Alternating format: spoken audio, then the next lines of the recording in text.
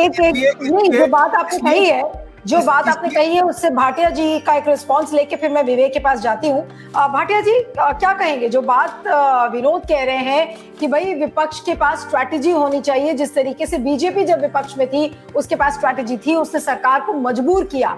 आज के विपक्ष मोदी सरकार को मजबूर क्यों नहीं कर पा रहा है? क्या ये विपक्ष की कोई कमी है? अरे फिरका प्रस्त ताकतों की और फासिस्टों की आदत होती है दूसरों के मुंह पे कालिक पोतना और अपने आप को बहुत पाक साफ बताना, अपने आप को सबसे ज्यादा समझदार समझना, दूसरे को बेवकूफ समझना। ये लोग वही टैनी, इनके उदाहरण मैं देता हूं। सरेआम उस आदमी ने, एक होम मिनिस्टर के लड़के ने किसानों के ऊपर जीप चढ़ा दी और 4 लोग उसी समय मारे गए, टोटल 8 लोग मरे। उस आदमी का रिजाइन तक नहीं लिया। आप किसकी बात कर रहे हैं? और आप नेहरू जी से मिला रहे हैं आज के प्रधानमंत्री को। कितना बड़ा कद है नेहरू जी का, ये आप तोल भी नहीं पाएंगे।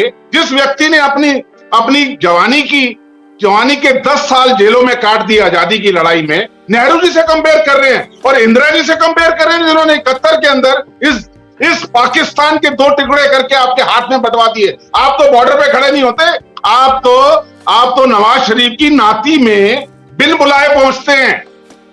मनमोहन सिंह 10 साल पाकिस्तान नहीं गए, आपको मालूम है? ये होती है लड़ाई लड़ना है तो जिगरा रखिए। मुंह से आपके चाइना का नाम नहीं निकलता, ना लाल किले की प्राचीर से बोलते हो, ना पार्लियामेंट में बोलते हो, ना किसी स्टेटमेंट में बोलते हो। 2000 किलोमीटर वो अंदर घुस चुका है। ये हम नहीं कह रहे, ये आपका गूगल कह रहा है। और आप कहते हैं आप बहुत बड़े महान नेता हैं। मैं बता रहा हूं कि स्टेडियम के अंदर एक एंड का नाम अडानी एंड, और वो किसके नाम से है स्टेडियम? नरेंद्र मोदी, जो देश के प्रधानमंत्री हैं, जो सरदार पटेल का नाम बदल के नरेंद्र मोदी। क्या सरदार पटेल से बड़े हो गए नरेंद्र मोदी? चलो मान लेते हैं, लेकिन अडानी एंड जो आज मुद्दा है एक लुटेरे का, वो अडानी एंड। आप बताइए तो सही, क्या टैनी का इस्तीफा होना चाहिए था या नहीं होना चाहिए था? क्या उसका लड़का उसी समय गिरफ्तार होना चाहिए था या नहीं होना चाहिए था? बहुत उदाहरण हैं। आप लोग तो मानते ही नहीं। आपकी आदत क्या है? आप कहते हैं प्रोटेक्शन करने के रूल्स एंड रेगुलेशन।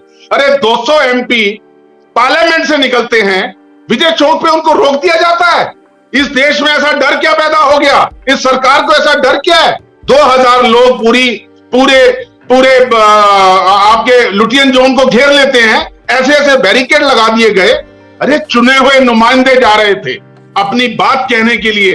एक ईडी ऑफिसर को मैसेज दे दिया गया कि हम आपका जो भी आप देना चाहते हैं नहीं लेंगे, इंडिविजुअली आइए। अरे चाहते क्या हैं आप लोग? किस चीज की माफी मंगवा रहे हैं? क्या गलत कर दिया? एक लाइन पकड़ ली, एक शब्द पकड़ लिया, कहने को कुछ नहीं है। पास्ट में 50 साल पीछे चले जाओ, 60 साल पीछे चले जाओ। आज की बात का जवाब दीजिए। अडानी के मुद्दे पे कौन आदमी मुद्दा है? और उसी मुद्दे को बचाने के लिए, उसी व्यक्ति को बचाने के लिए आप जेपीसी नहीं ला रहे हैं। अडानी के लिए जेपीसी नहीं आ रही है, उसके लिए आ रही है जिसने वो कॉन्ट्रैक्ट दिलाए, गलत तरीके से दिए। 1,40,000 करोड़ का कॉन्ट्रैक्ट आप बॉम्बे के अंदर धरावी का दे देते हैं उस व्यक्ति को जिसका कोई इंफ्रास्ट्रक्चर का इतिहास नहीं है। आप ऐसे लोगों को डिफेंस के ठेके दे देते हैं जिन्होंने कभी डिफेंस का एक सी तक नहीं सिया। कैसे चल रही है सरकार? ये कौन सी सरकार? भाटिया जी, यू मेड योर पॉइंट। अब मैं विवेक के पास आना चाहती हूँ कि विवेक, अब ये जो पूरा मुद्दा है ये किधर को जाता हुआ आपको दिख रहा है? आपको लगता है कि राहुल गांधी को बीजेपी की जो सरकार है वो संसद के अंदर अपनी सफाई पेश करने को ये अपॉर्चुनिटी उसको देगी, या फिर संसद का जो बचा खुचा सत्र है वो वॉश आउट होगा अब जो बचा है? नीलू जी, मुझे पता नहीं, थोड़ा सा ऑडियो का प्रॉब्लम था, तो शुरू का आपका जो भी निवेदन था मैं पूरा सुन नहीं पाया।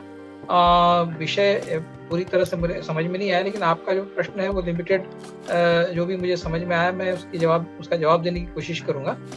राहुल गांधी को वो बोलने देंगे या नहीं ये बता पाना मुश्किल है। बीजेपी का जो स्टाइल है वो मतलब रूलिंग पार्टी भी है, वो अपोजिशन भी है।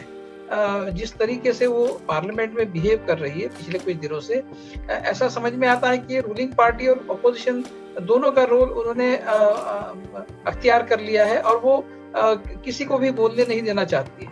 तो कल जाकर अगर राहुल गांधी कुछ बात करने की कोशिश करेंगे तो क्या उनको बात करने दी जाएगी या फिर उनको शाउट डाउन किया जाएगा, ये मैं बता नहीं सकता। हो सकता है उनको बात करने का मौका दिया जाए और फिर ट्रोलिंग किया जाए। ट्रोलिंग तो बीजेपी का एक बहुत ही बड़ा वेपन है, वो चाहे सोशल मीडिया पे रहे, चाहे प्रेस कॉन्फ्रेंस में रहे, चाहे फिर पार्लियामेंट में रहे।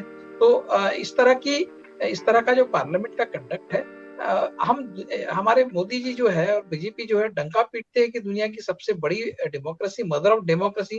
कम से कम मदर ऑफ डेमोक्रेसी में इस बात का तो ध्यान रखे कि भाई पार्लियामेंट में एक जो कंडक्ट होता है दोनों पार्टियों का, दोनों अपोजिशन और रूलिंग पार्टी का, उस कंडक्ट में एक थोड़ी तो सिविलिटी आए और उसकी जो जिम्मेदारी है वो बड़ी जिम्मेदारी रूलिंग पार्टी की है।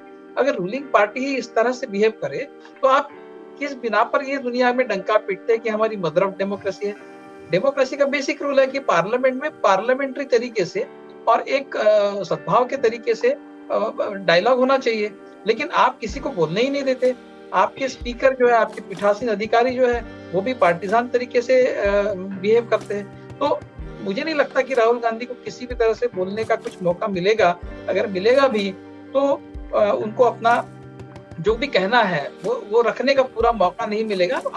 उनको शाउट डाउन किया जाएगा, क्योंकि यही एक तरीका बीजेपी का है। वो साम दाम दंडभेद में विश्वास करने वाली पार्टी है। वो किसी भी तरह से सिविलिटी का रास्ता अपनाने वाली पार्टी नहीं है। वो एग्रेशन और जहां हो सके वायलेंस, इस तरीके से आगे बढ़ने वाली पार्टी है। इसलिए मुझे कोई बहुत ज्यादा होप नहीं है। राहुल गांधी को और अपोजिशन को ये लड़ाई सड़क पर ही लड़नी होगी, उसके सिवाय उनके पास कोई चारा भी नहीं बचा है।